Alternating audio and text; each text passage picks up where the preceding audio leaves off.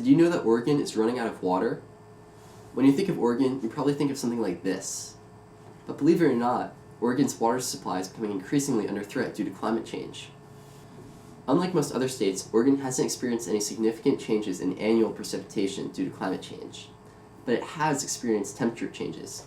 According to the NOAA, temperatures across the state have risen by around 2.5 degrees Fahrenheit since 1900, with weather stations across the state observing rising maximum and minimum temperatures. And Oregon has been experiencing hotter summers and fewer freezing days each year. Because of this temperature rise, Oregon is expecting to see more precipitation fall as rain instead of snow, and that means they're expecting to see less snow in the snowpack, the fallen snow that tends to stay on the ground for months because of sub-freezing temperatures. Snowpacks are measured in snow water equivalents, or the amount of water contained within a snowpack, and while they're highly variable from year to year, Oregon has observed an overall downward trend since the 1950s. So what does this mean for water? Well, as snowpacks melt, they feed rivers and streams.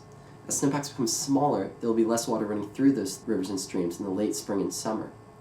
This will make it harder for reservoirs and groundwater aquifers to recharge during those drier months of the year, posing a threat to water management.